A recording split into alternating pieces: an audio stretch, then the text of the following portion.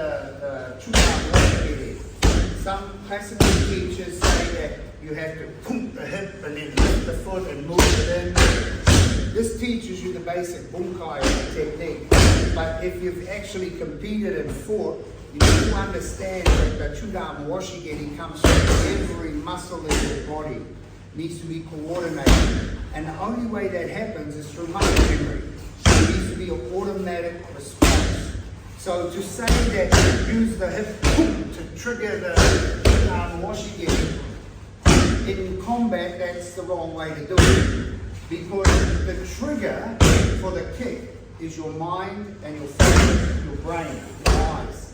So when he sees a gap, for instance, if I'm standing there, come a little bit closer to see. If I'm standing here and I throw a punch like that, he wants it in the river. If I throw this one, he wants it in here. If he triggered his hip first, I've already hit him.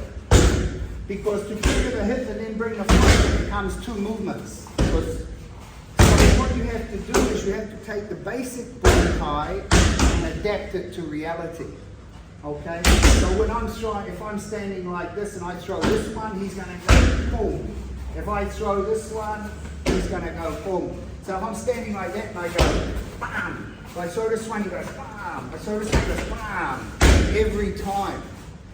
If he has to think, move the hip first, then lift the foot, and then throw the kick, he won't get muscle memory. He'll get what's called robotic movement.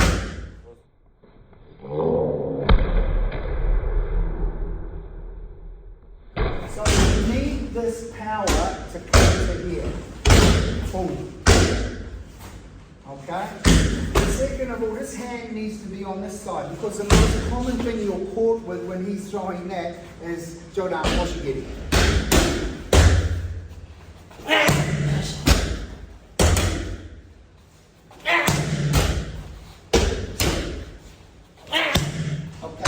So the same goes when you throw a body rip. Some people say the body rip comes from here, you have to tuck down, move the hip, throw the thing. Yes, again, that's the Bunkai of it. That's how you learn the technique. But when you want to throw a body rip, you have to have every muscle in your body behind it. So the way we do it is if you're covering this, you've got to get a little bit of float. But the power, you want to swap sides? The power is exactly the same as the Chu Dan Mawashi Geri.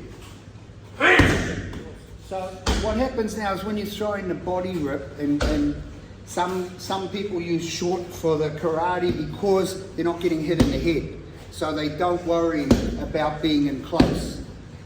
In Shorin Kempo, even in the tournament, we throw it a little bit longer because we always train imagining you're going to get hit in the head as well. So body rip, it's exactly same motion. If you were to say, this is how you do it, 1, 2, like that, and become a robot, by the time you launched it, you're caught. Okay? What you got to do is to get that power in, if you weigh 69, 70 kilos, if you have a little bit of motion in, you increase the power of the body rip. Now, of course, if you just went straight into a body rip, you'll probably get tagged. The body rip comes after a jab or after a straight, then the body rip. But right now, we're just concentrating on building the power in the body rip. So when he does it, he sort of, all the power is coming from down here. Okay? The arm's really a small movement.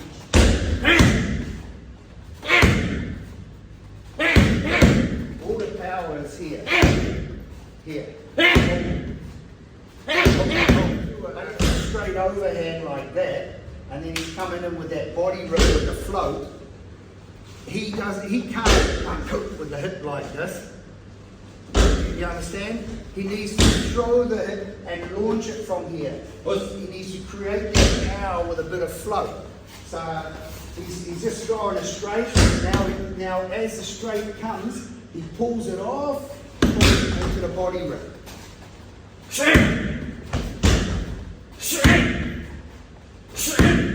throw straight in the body rip. One, two.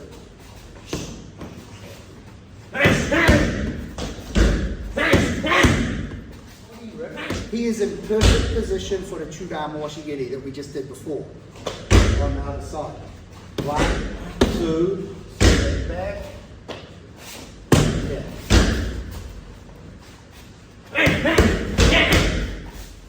Walk that. And don't take the power out of the punch to throw the Mawashi Geri. If the punch is good, he goes down. If he don't go down, then throw the Mawashi Geri afterwards. If he's gone down, don't bother.